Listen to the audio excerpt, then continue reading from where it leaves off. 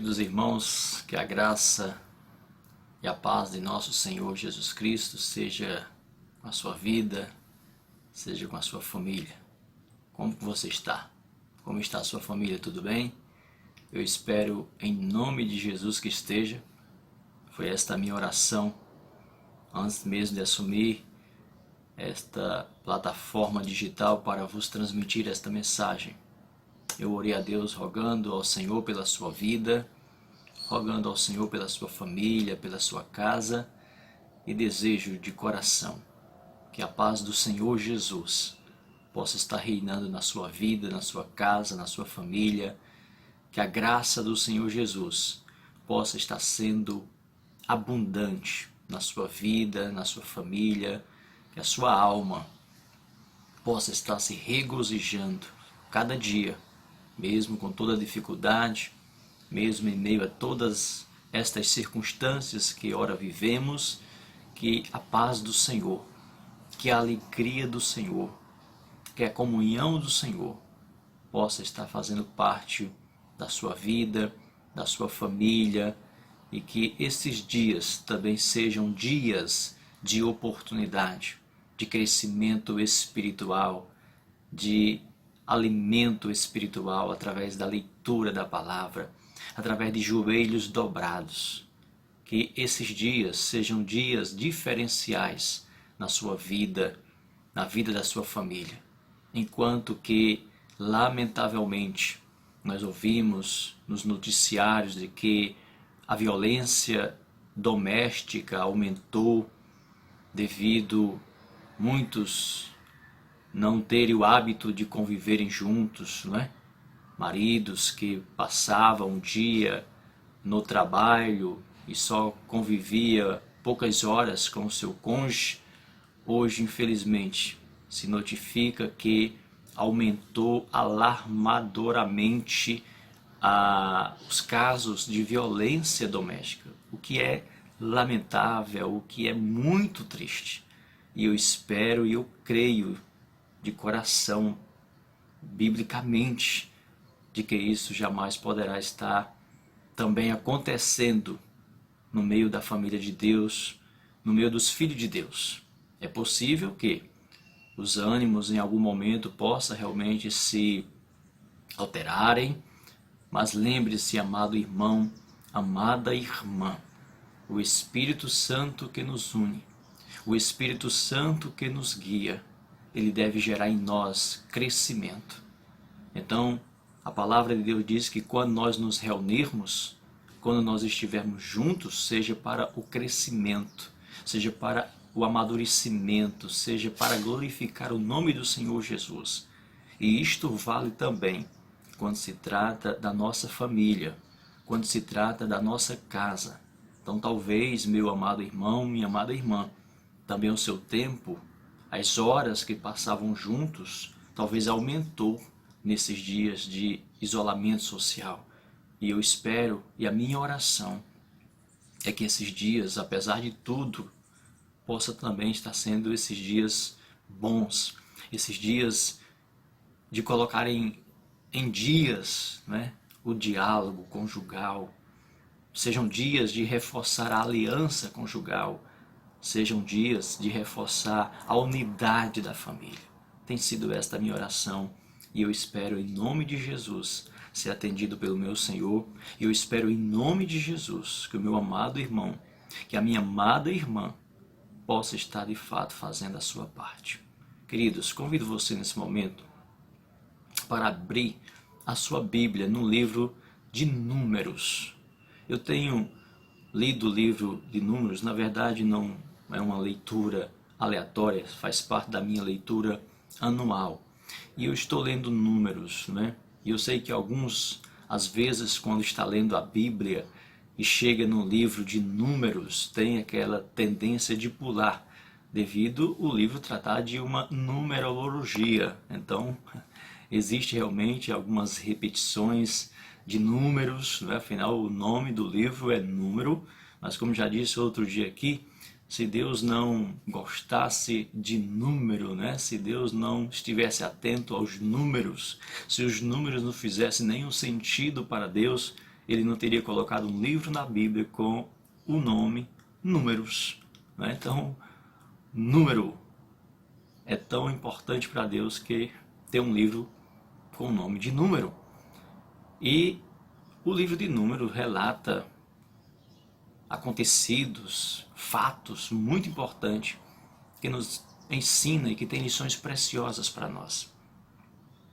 E esta mensagem de hoje, no livro de Números, certamente virá outras mensagens neste livro, porque a gente está meditando nele e Deus vai falando ao nosso coração.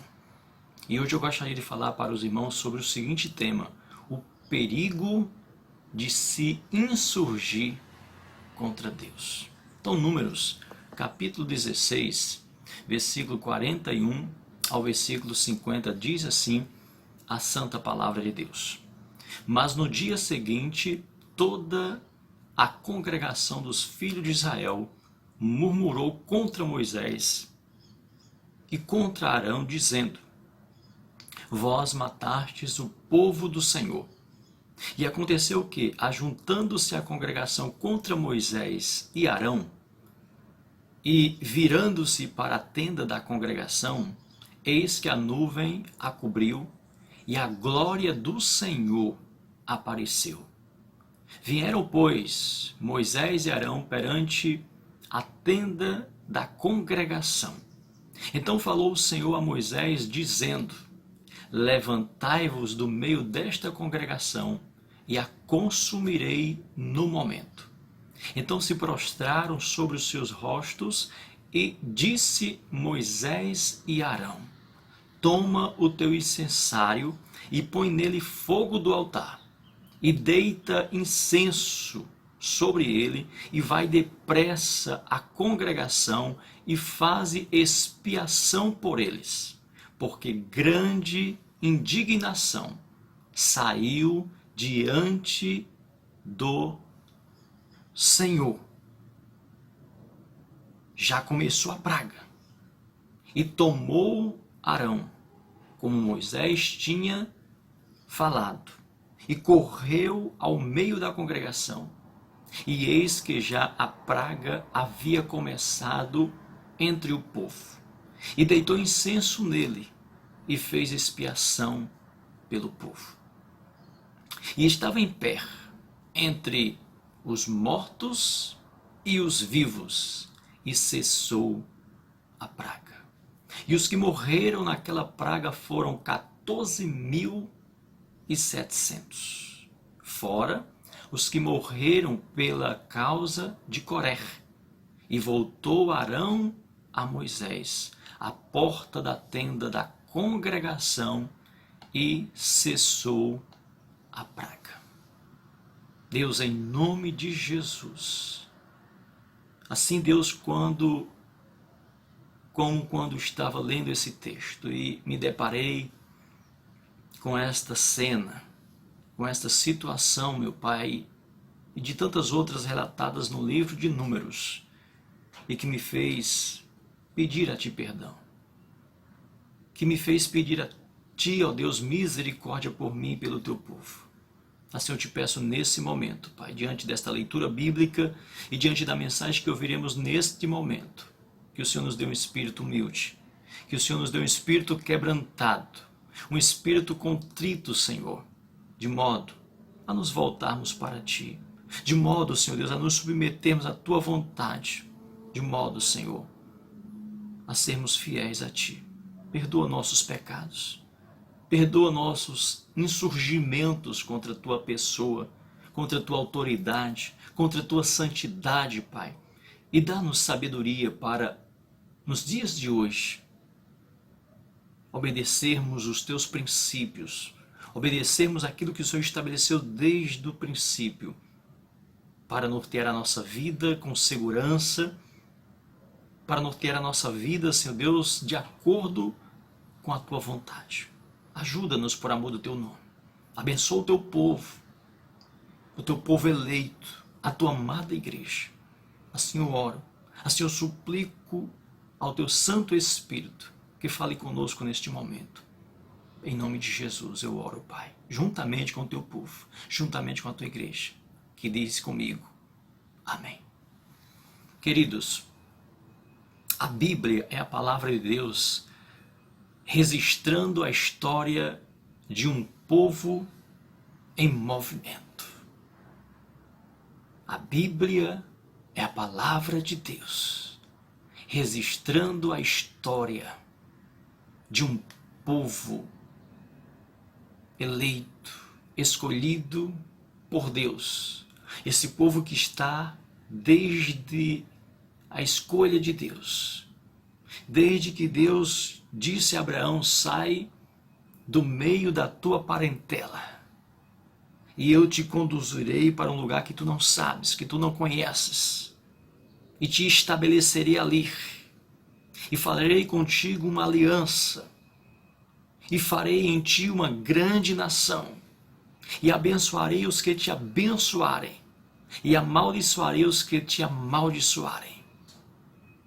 Deus conduz este povo em movimento. Desde a saída do Egito até a terra prometida. Começando antes, como disse, com Abraão saindo do meio da sua parentela. Ali começou um povo em movimento. Um povo em direção a alcançar outros povos, de acordo com os propósitos e soberania de Deus. Então, queridos, a Bíblia conta a história, a vida e a trajetória do seu povo. Nesses registros, a Bíblia revela quem é Deus, quem é o homem e para onde caminha a humanidade.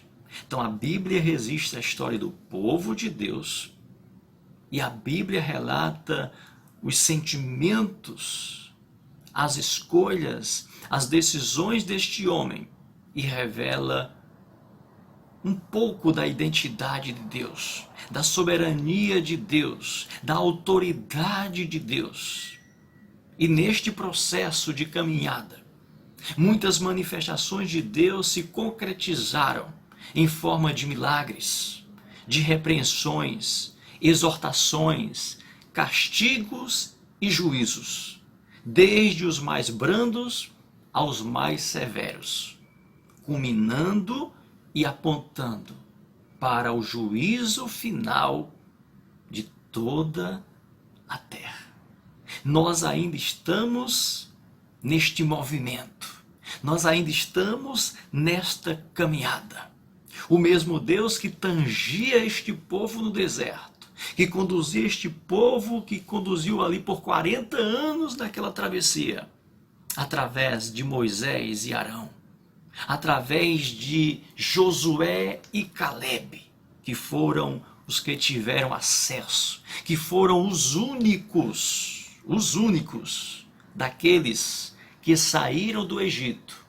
Calebe e Josué foram os únicos que puseram seus pés, que tomaram posse da Canaã, da terra prometida, porque os demais, os que saíram de lá, todos ficaram pelo caminho, inclusive o servo santo e manso Moisés. Somente Josué e Calebe adentrou.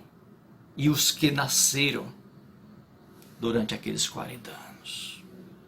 Queridos e amados irmãos, Deus muitas vezes se manifesta externando sentimentos humanos para mostrar para o homem que ele está perto, que ele sente e entende as nossas dores e por conta disso também corrige o homem para que sirva de exemplo para os que se aproximam dele. Estes sentimentos muitas vezes têm nome, ou seja, os sentimentos de Deus, as expressões de Deus, a Bíblia dá nome a estes sentimentos. Deus se entristece. Então, há uma manifestação que identifica Deus como alguém que tem sentimento semelhante, parecido com os nossos sentimentos. O sentimento de tristeza. É claro que a tristeza de Deus, esse sentimento de Deus, são infinitamente diferente dos nossos, os pensamentos de Deus, os caminhos de Deus. No entanto, esta imanência de Deus, esta aproximação de Deus, este caminhar de Deus lado a lado com o homem, para que o homem sinta a presença de Deus, para que o homem sinta o cuidado de Deus, Deus se manifesta para este homem na linguagem do homem e nos sentimentos do homem. Não quer dizer necessariamente que Deus tenha esses sentimentos na sua pessoa. Afinal, passamos a entender com mais profundidade a questão da tristeza, a questão das necessidades a partir do pecado. É claro que o próprio Adão, antes mesmo de pecar, já sentiu a ausência de alguém. Então Deus, nesta caminhada, nesta escolha, nesta eleição, Ele escolhe caminhar com um povo em movimento. Ele escolhe um povo, Ele elege um povo. Hoje Ele tem a sua igreja e constituiu Jesus como cabeça da igreja. Então Deus é um Deus presente. Então, nesta caminhada, que já dura alguns anos, e talvez vá durar alguns outros ainda, até culminar com o juízo final, com a volta do Senhor Jesus, Deus, Ele está no meio do seu povo. E Ele externa seus sentimentos. Ele externou seus sentimentos na Bíblia. Então, o sentimento de tristeza. Deus se arrependeu. Há na Bíblia também um sentimento que identifica Deus com alguém que se arrepende. É claro que o arrependimento de Deus é bem diferente. Não é o arrependimento de alguém que fez alguma coisa errada. Não é o arrependimento de alguém que errou. Mas de alguém que sente.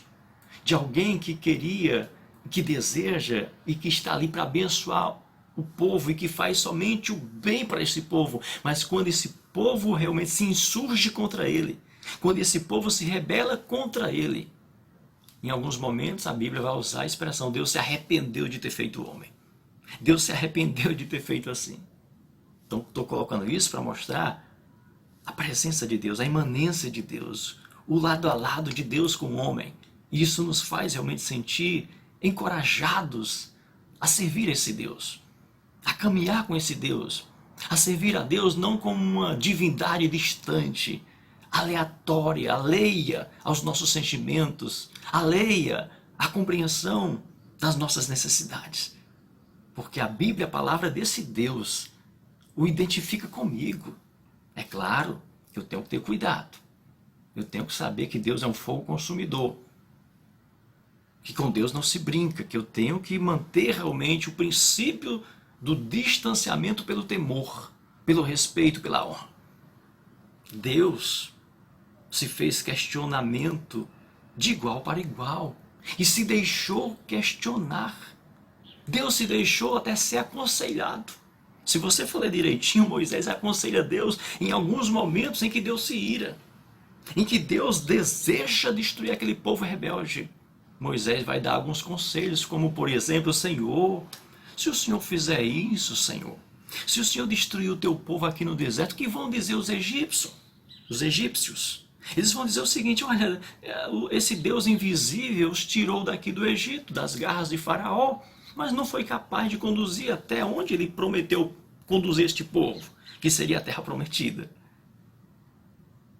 E Deus atende Moisés. É interessante esta maneira como Deus se revela de igual para igual, dando ao homem, ao servo do servo. Claro que não é qualquer servo. O servo ali era Moisés. Era aquele que Deus escolheu para conduzir o seu povo. Então Moisés aconselha. Deus externou seu amor durante essa caminhada, durante essa condução desse povo em movimento, e também externou a sua ira. Mas a Bíblia vai dizer que Deus é tardio em irar, mas quando se ira, aí a gente usa a nossa linguagem do nosso Ceará 6, né? Sai de baixo, porque a ira de Deus, embora demore, embora seja tardio em irar-se, quando ele se ira, é porque realmente chegou, eu não posso nem dizer chegou ao limite, né? Deus não tem limite, mas digamos, Deus completou a sua medida, Deus determinou a hora do juízo. Neste processo, queridos, de revelação divina, Deus escolhe líderes a quem Ele constitui sobre o seu rebanho. São boca de Deus para esclarecer verdades e diretrizes de Deus para o restante que ele escolhe para ser guiado até alcançar a promessa final. Esse processo, esse princípio permanece o mesmo. Nós somos um povo em movimento hoje. Nós somos um povo sendo conduzido hoje por Deus, pelo Espírito Santo, pela Trindade Santa até as mansões celestiais. Mas Deus estabeleceu sobre este povo hoje a igreja, líderes, pastores, pessoas a quem Deus escolheu para conduzir este povo em movimento através da sua palavra santa, a Bíblia Sagrada. Então, neste processo de revelação, homens se tornaram amigos de Deus. Deus os tratou assim. Homens se tornaram amigos de Deus. E creio que ainda hoje nós podemos nos tornar amigos de Deus. São muitos os registros de rebeldia do homem contra o seu Criador em toda a Bíblia.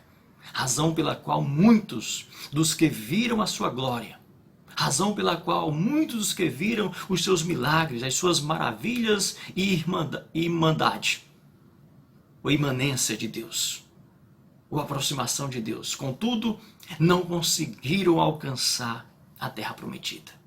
Como disse, muitos caíram pelo deserto, na maioria das vezes, resultado de rebeldia, murmuração e incredulidade, mesmo diante, meus queridos, de tantas manifestações divinas, começando pelas pragas que eles contemplaram, pelos sinais extraordinários ali no Egito, diante dos olhos de Faraó.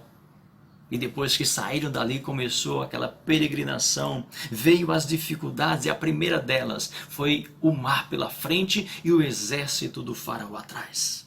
E ali eles contemplam a abertura do Mar Vermelho, depois contempla a abertura do Jordão, do Rio Jordão, para eles passarem a pé enxuto.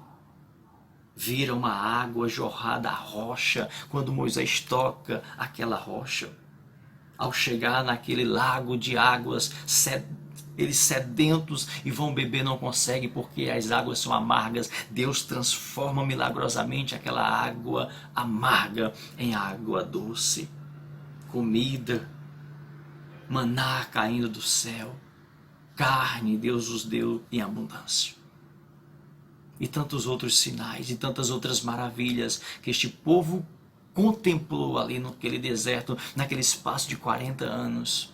Mesmo assim, a incredulidade, a murmuração, as revoltas se mantiveram no coração daquele povo. Não de todos, é claro. O Novo Testamento alerta a igreja contra estas atitudes, fazendo menção a esta travessia do Egito até alcançar a terra prometida. É interessante como o Novo Testamento ele vai nos fazer lembrar da trajetória deste povo, porque nós somos a continuidade. Nós somos a continuidade deste povo que saiu lá do Egito. Nós fazemos muito bem a referência ao mundo hoje. O mundo é o Egito, é a Babilônia, de onde nós saímos. Mas nós, diferente deles, não saímos geograficamente. Nós saímos espiritualmente.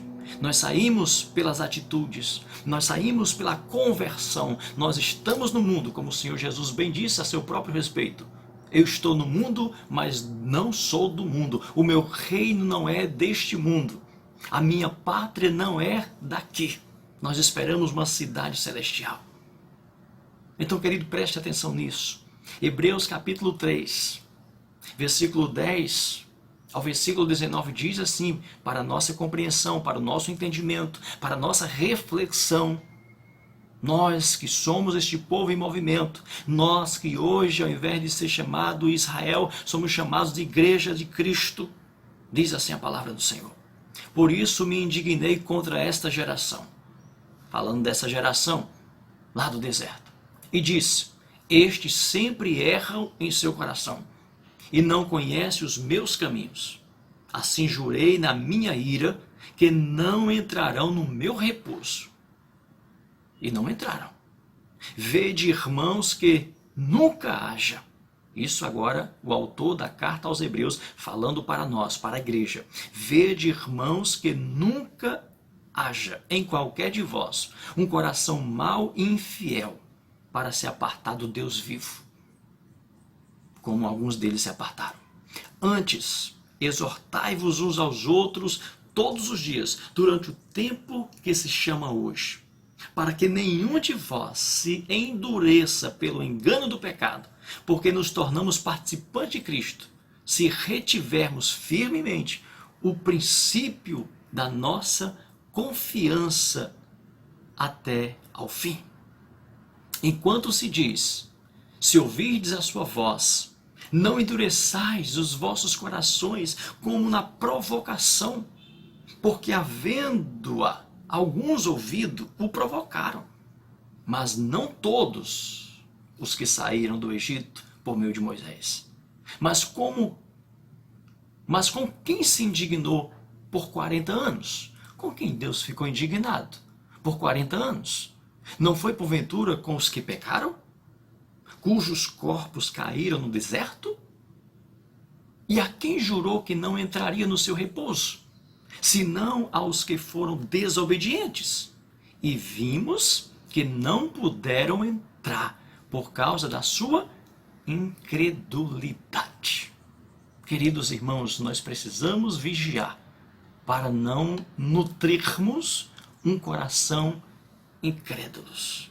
Para que diante dos questionamentos que nos vêm à mente, para que diante dos ataques do mundo e do diabo, a gente de repente não desenvolva também um coração de incredulidade, um coração de murmuração, um coração de insurgimento contra Deus, contra a palavra, contra a Bíblia, contra a igreja, ou contra os príncipes que Deus levantou, contra as autoridades, pastores que Deus levantou. Hoje nós temos um levante grande contra as autoridades que Deus tem levantado. Deus sempre levantou homens para guiar homens em seu nome, cujo propósito é revelar que ele anda no meio do seu povo e por isso ordena a sua santidade, porque Deus é santo. Quando Deus tinha algo especial a anunciar, a revelar, Deus dizia para os seus sacerdotes, para os seus líderes, no caso ali no deserto, para Moisés e para Arão: santifica o povo, porque amanhã fará o Senhor maravilha no meio deles. Era a responsabilidade deste líder. Deus falava para este líder. Deus conduzia esta autoridade espiritual que ele constituiu sobre o rebanho, sobre o povo. Sua presença no deserto foi marcada pela nuvem, durante o dia, para que o calor escaldante não os consumisse, e pela coluna de fogo durante a noite, para que eles pudessem continuar a sua caminhada, e sua glória, a glória de Deus, o Shekinah de Deus, a Shekinah de Deus sempre descia na tenda da congregação, quando Moisés ali falava com ele, enquanto o povo de longe contemplava e testemunhava desta glória. Hoje, queridos, nós temos o grande privilégio, o privilégio de acesso direto ao trono do Pai, porque o véu do santuário se rasgou, mas não esqueçamos, o princípio permanece o mesmo. Lá em Hebreus 10 vai nos falar, não é? Que nós devemos ter ousadia para adentrarmos ao Santo dos Santos, mas não por nós mesmos. Mas não por nós mesmos, mas por Jesus Cristo, com toda reverência, com toda humildade, com toda dependência. Não se entra na presença de Deus ainda hoje sem uma vida de santificação, sem uma vida de temor, sem uma vida de obediência, de reverência à sua santa autoridade. Deus continua, queridos irmãos, não admitindo ainda hoje rebeldia. Deus não admite rebeldia, murmuração, incredulidade, que resulta em toda sorte de pecados. Deus não muda. Deus é o mesmo ontem, hoje e será eternamente. Por isso que o apóstolo Paulo, falando à igreja de Coríntios, aquela igreja problemática, aquela igreja que lhe deu tanto trabalho, Paulo fala da seguinte maneira, para nós hoje também. 1 Coríntios, capítulo 10, versículo 1 ao versículo 13, diz assim a palavra do Senhor. Ora, irmãos, não quero que ignoreis que nossos pais tiveram todos debaixo da nuvem. Isso falando lá, do deserto. E todos passaram pelo mar, e todos foram batizados em Moisés, na nuvem e no mar.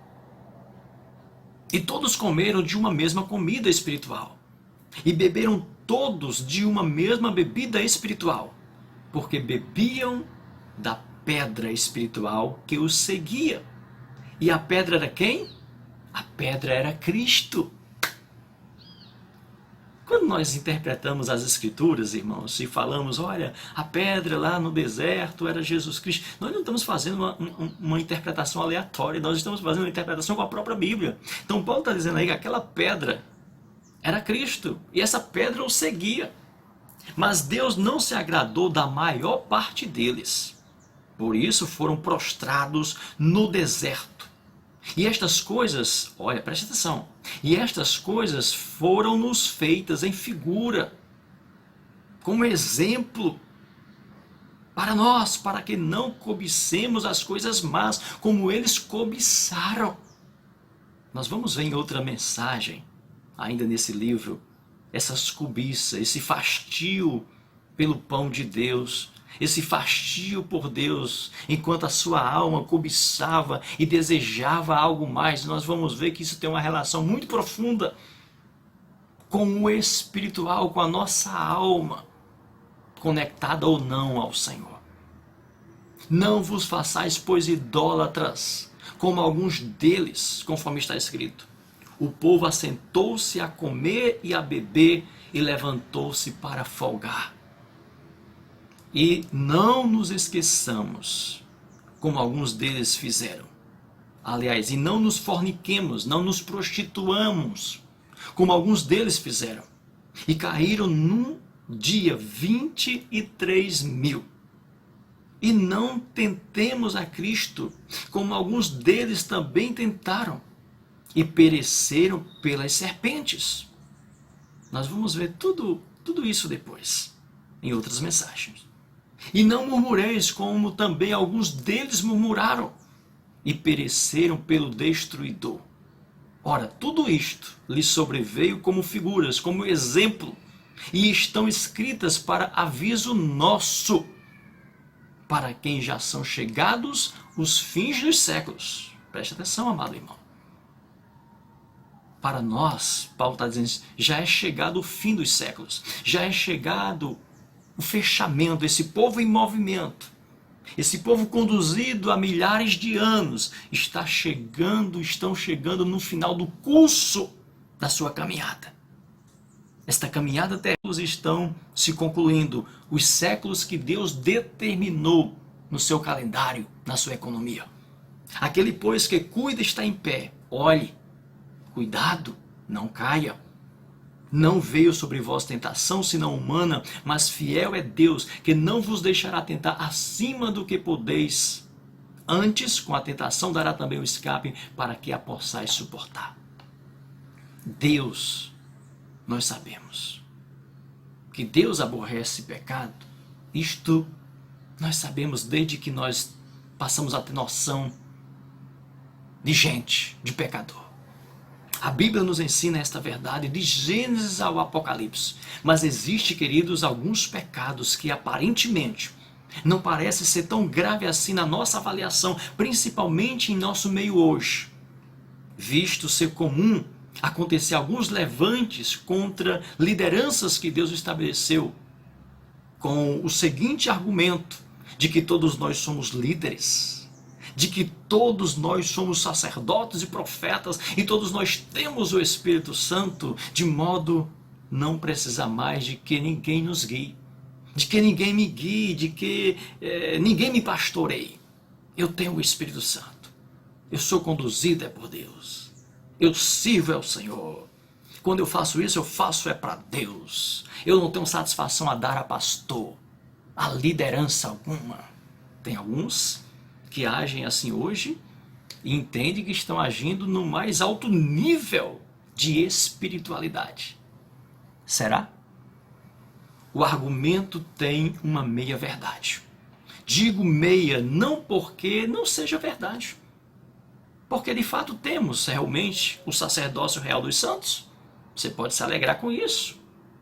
Nós temos o sacerdócio real dos santos. Eu posso ir direto ao trono da graça. Eu já falei isso aqui na mensagem. O véu do santuário realmente se rompeu. Mas eu falei que cuidado com o princípio. Cuidado com a soberba. Cuidado com a prepotência, com a arrogância de achar que Deus excluiu a liderança. De que Deus rompeu com seus pastores, com seus líderes. Cuidado. Então somos no sentido de obediência a levar a palavra de Deus, somos realmente profetas. Somos realmente sacerdotes. Em apresentar o povo hoje a Deus em oração, qualquer crente em Cristo Jesus tem esta liberdade para orar, para interceder uns pelos outros. E por isso que nós fazemos tão bem isso em nossa igreja Batista de Montes. Somos a habitação do Espírito Santo. Verdade.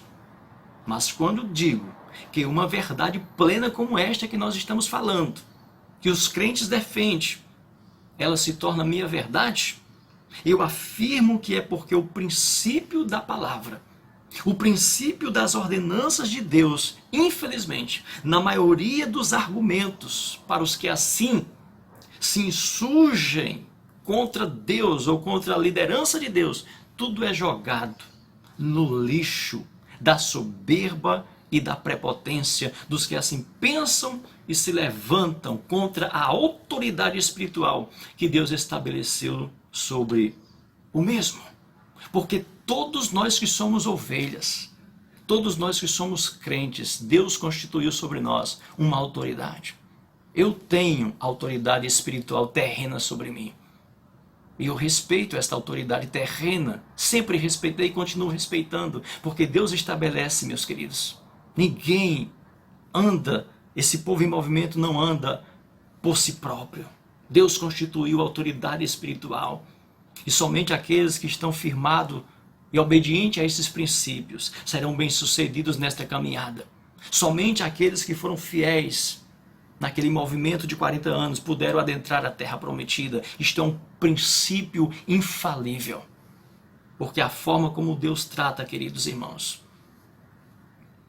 daí porque surgem as repreensões e castigo de Deus, que muitas vezes não compreendemos, porque a forma como Deus trata a gravidade do pecado é bem diferente de como nós tratamos. E por quê? Porque todo pecado de autoridade ou contra a autoridade constituída por Deus é um pecado diretamente à autoridade de Deus, diretamente contra a autoridade de Deus que o constituiu. E Deus não admite nenhum levante nesta área. Prova é que o anjo de luz, Lúcifer, foi reprovado de imediato por Deus e precipitado no abismo, quando quis usurpar a sua autoridade, o seu poder. Voltando ao nosso texto, o motivo desta praga que veio ao acampamento dos hebreus é o desdobramento de um castigo de Deus sobre 3 líderes, 3 homens importantes da congregação: Coré, Datã e Abirão.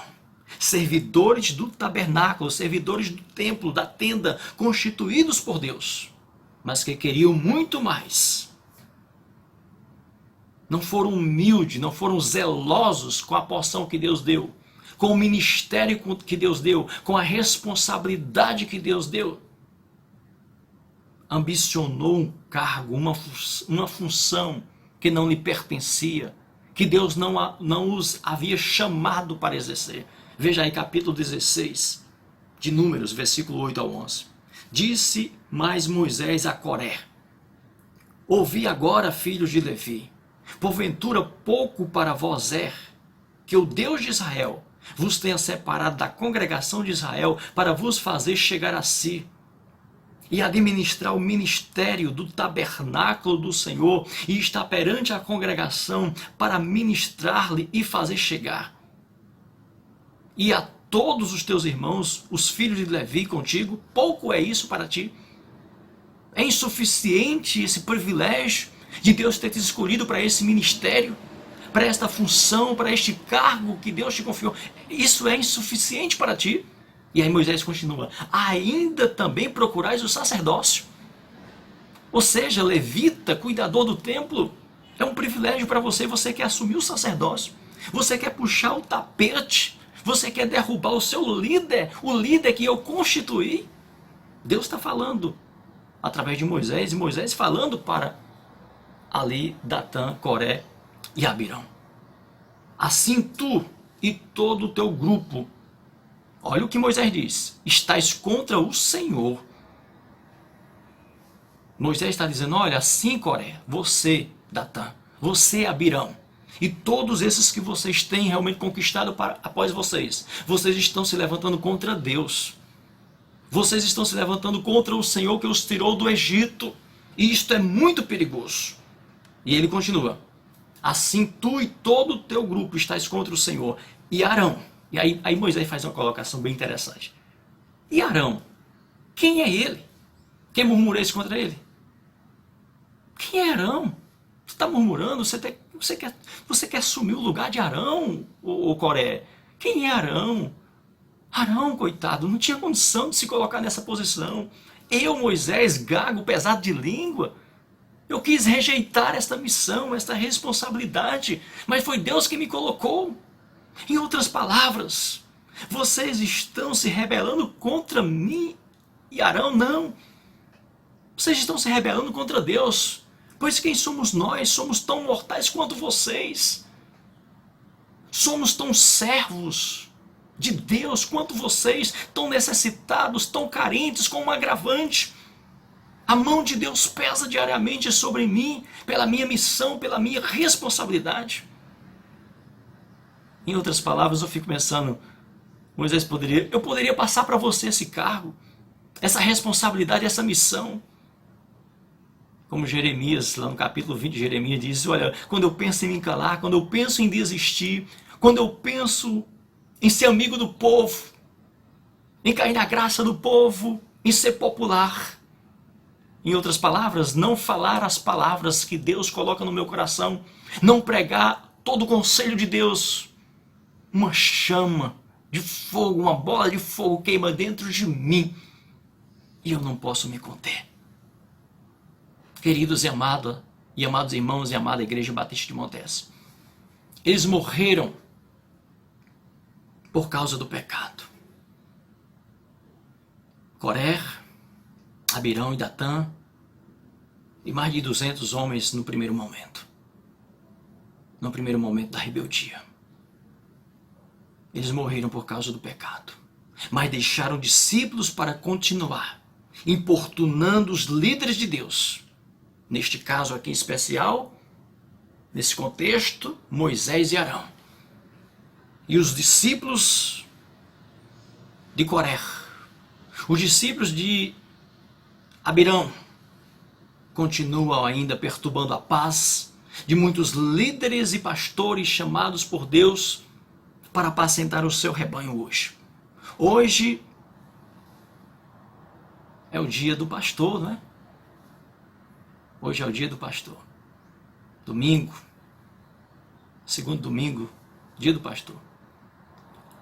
Eu sempre tive uma alegria, uma satisfação muito grande com a Igreja do Senhor Jesus ali em Montes em comemorar o dia do pastor, em celebrar, em homenagear o nosso pastor. Foi algo que eu aprendi desde muito cedo, a respeitar, a temer, a honrar as autoridades sobre mim que Deus colocou. Eu sempre entendi que foi Deus que colocou. E toda autoridade que Deus coloca sobre nós é para abençoar, é para nos proteger, é para nos guiar. Então eu acho muito justo, não necessariamente pensando em mim, mas acho muito justo essa data que a nossa convenção, que a nossa denominação teve, e todas as denominações têm, para comemorar o dia do pastor. Mas há quem não ache necessário, Há quem ache que isso só vai mais inflar a vaidade ou os direitos dos pastores. Bem, nós respeitamos quem pensa dessa maneira, mas sabemos que toda autoridade, especialmente as espirituais dentro do âmbito da verdadeira visão espiritual da Bíblia, é constituída por Deus com uma missão e uma responsabilidade. Presunção, inveja, desejo de poder e domínio foi um dos pecados deste grupo. Eles fizeram a cabeça inicialmente, queridos, de 200 homens de posição e se levantaram contra Moisés. O argumento parecia aos olhos dos homens de hoje os mais convincentes e verdadeiros e puros que existe. Olha o que Coré diz no capítulo 16, versículo 3. Basta, toda a congregação é santa. Todos eles são santos e o Senhor está no meio deles. Imagina só o argumento. Irmão, vamos chegar aqui, olha, esse negócio aí de Moisés, de Arão, de só eles receberem a glória de Deus, de só eles conduzirem o povo, de só eles receberem de Deus, isso é conversa, todos nós somos santos, toda a congregação é santa, Deus pode falar com qualquer um de nós. Olha o argumento. Se naquele tempo esse argumento já conquistava um grupo tão grande, imagina hoje, hein? Depois do rompimento do véu. Por isso, queridos, que eu falo essa palavra para você com todo temor e tremor diante de Deus. Porque muitos têm se insurgido contra Deus. Muitos têm se levantado contra Deus, contra a liderança de Deus. E quantos milhares e milhares não têm caído na desgraça. Não necessariamente vítima de uma praga como a que aconteceu aqui e tantas outras que aconteceu, culminando com a morte imediata de muito povo nessa trajetória. Mas de muitas outras maneiras, talvez piores, porque está invisível muitas vezes aos olhos de muitos. A afirmação de que o Senhor está no meio deles não é fator determinante de aprovação de Deus, sobretudo se eles insurgirem contra aquele a quem Deus levantou. Queridos irmãos, é um grave erro humano pensar assim. É um grave erro humano. Sairei como das outras vezes e me levantarei e me livrarei. Lembra quem foi que disse esta palavra? Sairei como das outras vezes e me livrarei. Sansão. Foi Sansão que disse essa palavra lá no capítulo de Juízes, capítulo 16, versículo 20. Mas vai dizer a continuidade. Mas não sabia que o Senhor já se tinha retirado dele. Os irmãos conhecem a história, eu não vou estender aqui. Mas isso reflete um certo sentimento prepotente humano. Eu sairei como das outras vezes. Eu tenho um domínio, Deus está comigo, o Espírito de Deus está comigo, eu sou santo. Então a pessoa está tão cheia, está tão inflada de prepotência, de soberba, de achar que o espiritual está sob o domínio dele.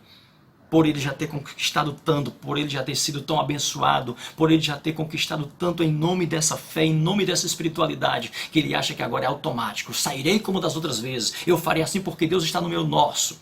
É o argumento de Coré. Deus está com vocês, vocês são santos, vocês podem realmente tomar as próprias decisões. E aí, com respeito a Sansão, não sabia ele que Deus já tinha se ausentado. E muitos crentes hoje se insurgem dessa maneira. E não sabe que Deus tem se ausentado, porque Deus não comunga com o pecado, Deus não comunga com a rebeldia, Deus não comunga com a murmuração contra Deus. Porque alguns argumentam, não, mas a murmuração, a reclamação é contra o líder, é contra o pastor. Será que é mesmo? Não é isso que Deus diz, não. Embora a gente não queira aceitar.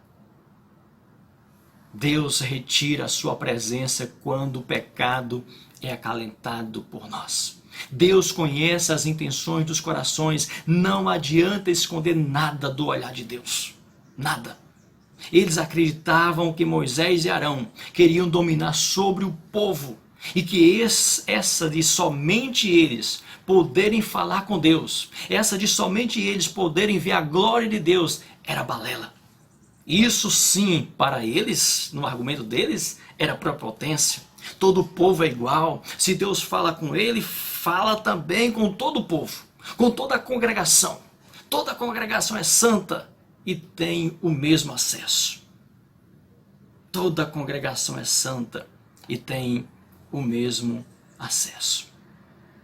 Uma vez um amado irmão me convidou para orar pelos aniversariantes de nossa igreja e disse: vamos chamar o pastor, porque a oração do pastor é mais forte, é mais poderosa. Naquele momento, para não parecer diante da congregação ou de repente nutrir em mim qualquer tipo de soberba, de sentimento assim, eu disse que qualquer irmão poderia fazer aquela oração. Que qualquer irmão que estivesse em plena comunhão com Deus, a oração dele também teria poder, porque o poder não estaria necessariamente na oração, mas em Deus. Mas eu não disse aquilo também com uma forma de repreender o irmão, de ser contra, de não entender, de não compreender. Pelo contrário, eu nutro até hoje uma enorme admiração, pela sua atitude e respeito à pessoa do pastor. Certo? Então, no meu íntimo como pastor, aquilo enche a gente de orgulho, de alegria, porque vê o respeito, o sentimento do irmão. Eu certamente não veria também com bons olhos se alguém dissesse: olha, qualquer um vale, qualquer um pode orar, porque o pastor não é mais santo, mais privilegiado do que qualquer irmão. Eu não veria, como alguns às vezes tratam, com desdenha, com desrespeito os pastores, como se fosse qualquer pessoa, como se fosse qualquer um. Nós somos realmente iguais, somos irmãos em Cristo Jesus, mas, queridos, temos um pouco de temor, de princípio, certo? Deus colocou realmente as coisas no seu devido lugar. Então não sei se você está entendendo, se você entendeu, mas o que está por trás de cada palavra pode ser um reflexo de um coração rebelde e desprovido de observância ao princípio de autoridade constituído por Deus. Uma ausência de amor, uma ausência de cuidado, uma ausência de zelo. Então isso é muito perigoso. Porque Deus é zeloso, Deus é cuidadoso, Deus é ordeiro, Deus não mudou. Nós vivemos em outro contexto, nós vivemos em outra época, mas o princípio permanece o mesmo. O que estava no coração daquele irmão quando usou destas palavras a meu respeito? Estava em pauta, certamente, a consideração que ele tem para com a pessoa do pastor. Isto é louvável. Isto eu conservo no meu coração até hoje, porque eu aprendi assim. Meu pastor é testemunha disso. Foi o que aconteceu com aqueles 3 líderes da casa do Senhor. Em contrário, Coré, Datã e Abirão. Eles cometeram um erro grave. Não foi Moisés quem escolheu a Deus e disse que deveria ser assim. Não. Foi Deus quem o escolheu e disse que seria. Deus escolheu Abraão e disse: abençoarei os que te abençoarem e amaldiçoarei os que te amaldiçoarem. Deus não nos chamou para amaldiçoar ninguém, somente para abençoar. Mas Ele tem o poder de fazer as duas coisas sem cometer injustiça alguma. Então não foi Moisés que chegou para Deus e disse: Senhor, eu quero ser o líder, eu quero conduzir o teu povo. Houve todo um processo, nós sabemos. Deus fez a chamada, Deus faz a convocação. Então se levantar contra um líder, contra alguém que Deus constituiu ali, líder de um rebanho, pastor, presbítero, dirigente, nós estamos se insurgindo contra Deus, se levantando contra a autoridade de Deus. E queridos irmãos, ainda tenho muito a dizer nesta mensagem. Mas vejo que o nosso tempo ele já está bastante avançado. E eu queria convidar você, em nome de Jesus, você que ouviu até aqui esta mensagem, eu queria convidar você, ininterruptamente, para no próximo domingo, você está aqui novamente comigo, dando continuidade a esta mensagem, para que de repente, aquilo que Deus tem a falar ao nosso coração, ao seu coração, não se perca de repente pelo cansaço, pela fadiga, de repente você achar que já está demorando tempo demais, eu sei que já está mesmo, E eu tenho muito a falar ainda da parte de Deus para você. E por isso, eu vou estar encerrando aqui esta mensagem. Eu gostaria de convidar você, em nome de Jesus, para domingo nós darmos continuidade até o fechamento desse tema. Tá bom assim? Que Deus abençoe a tua vida, que você tenha uma noite abençoada deste domingo, na presença do Senhor. Agradeço, desde já, a amada Igreja Batista de Montese, pela lembrança do meu dia, do dia do pastor Chagas, do pastor Furtado, pelo dia do pastor. Muito obrigado, amada Igreja Batista de Montese, pelo carinho, pelo reconhecimento, pelo cuidado. E digo de coração, quando transmito esta mensagem, eu transmito mais numa visão preventiva e não dentro de uma realidade. Graças a Deus por isso, graças a Deus por isso, graças a Deus por isso. Eu sei que alguns pastores, ao pregar uma mensagem semelhante a essa, eles pregam realmente com seus corações partidos e angustiados, porque estão vivendo dentro dessa situação. Nós não estamos vivendo. Nossa igreja, louvado seja o nome do Senhor Jesus, e a liderança que ela sempre teve, que sempre ensinou e doutrinou a igreja a nutrir um temor, um zelo verdadeiramente por Deus. E quando esse zelo verdadeiramente ele é nutrido na pessoa de Deus, há um respeito às suas autoridades constituídas. E eu louvo a Deus pela Igreja Batista de Montese. Muito obrigado, amada igreja, pelo cuidado que vocês têm tido para comigo e para com a minha família. E que assim nós possamos continuar a nossa caminhada, pois esta é a vontade de Deus, que unidos pela fé, ajudando mutuamente uns aos outros, nós cheguemos firmes e fortes, fortalecidos, à nossa jornada, ao final da nossa jornada, que será realmente na glória. Deus abençoe tua vida. Deixa eu ministrar a bênção do Senhor sobre você, sobre sua casa, sobre sua família. Pai, em nome do Senhor Jesus, conclua esta mensagem, esta primeira parte dessa mensagem, ministrando nesse momento a tua bênção sobre a tua amada Igreja Batista de Montese. Abençoa teus filhos, tuas filhas. Abençoa, Deus, essa família tão linda, essa família tão zelosa que o Senhor colocou para nos abençoar. E me sinto grato e feliz também por ser instrumento nas tuas mãos para abençoar os meus amados irmãos. Que o amor de Deus Pai, Deus Todo-Poderoso, que a graça salvadora de nosso Senhor Jesus Cristo, a comunhão e as consolações do seu Santo Espírito seja com todo o povo de Deus, desde agora e para todo o sempre. Amém, amém e amém. Deus te abençoe, querido. Fica na paz do Senhor Jesus.